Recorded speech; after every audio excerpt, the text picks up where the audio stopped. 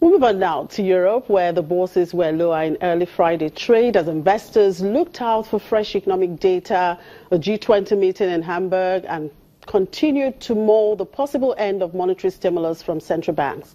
For details, here is Conrad Boulson. Hello, Conrad. Good afternoon. Thank you very much for joining us. Hello, Jimmy. Hi from Frankfurt via telephone today. Right. Now, the G20 meeting begins today in Germany. President Donald Trump is to meet Russian President Vladimir Putin for the first time.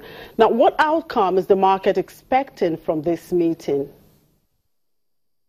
Well, you know, Jimmy, when talking to people here on the trading floor, the opinion that here most is that really people are hoping for this summit to pass without too much disruption, as it is, of course, set to highlight the tensions in global politics. The Chinese President Xi Jinping spoke before the summit even started, and he said that major developed nations were stoking geopolitical risks who called to reverse globalization and return to protectionism.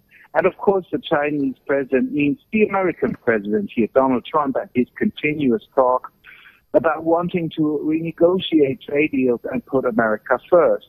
It's likely that there's going to be some tough talk happening at this G20 summit, and a lot of hope of people here in Germany really lies with the German Chancellor Angela Merkel, the host of the summit. She said she won't paper over divisions at the summit, but she also, you know, has a reputation of being able to cope with very different interests and very different sorts of characters. The German Chancellor constantly has to negotiate on the European level with the other heads of state in Europe.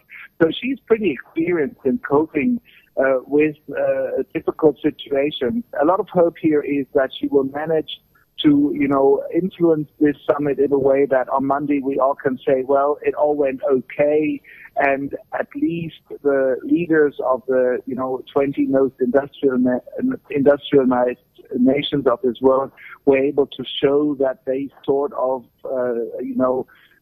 have an idea how to solve the big problems that we all have, environmental problems, climate change, migration, and of course also global trade.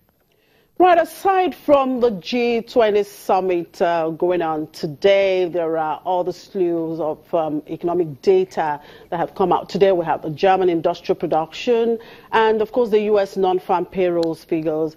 How's the market chewing these figures? Well, the factory output numbers, the industrial production numbers we got from Germany, France, and the UK more or less confirmed the big picture we've been talking about for a while now. Things look good here in Germany. In France, a bit better than expected. And in the UK, things look not so good. Industrial output in the UK has unexpectedly fallen.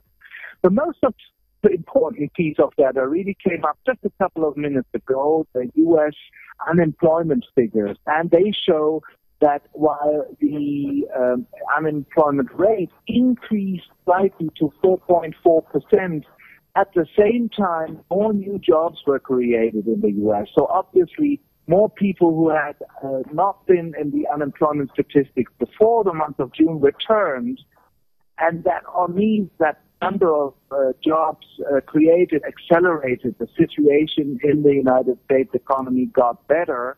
And that's very positive because it means that despite the fact, that the Federal Reserve in the U.S. is about to taper its loose monetary policy further and likely to increase interest rates further, the economy in the U.S. is resilient enough to stand with it.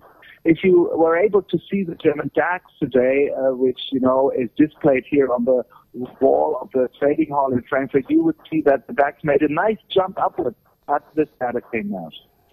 All right, thank you very much, Conrad. I just have to let you go at this point. Enjoy the rest of the day and, of course, your weekend. We move on now and away from the markets. Italian oil company Eni has started oil production from the 45,000 barrel per day Sankofa field offshore Ghana.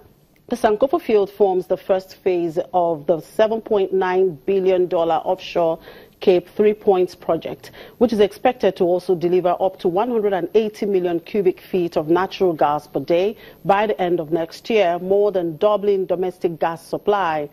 President Nana Akufo-Addo opened the valves on the floating production, storage and offloading vessel, the John Kufuor, named after Ghana's former president who ruled between 2001 and 2008.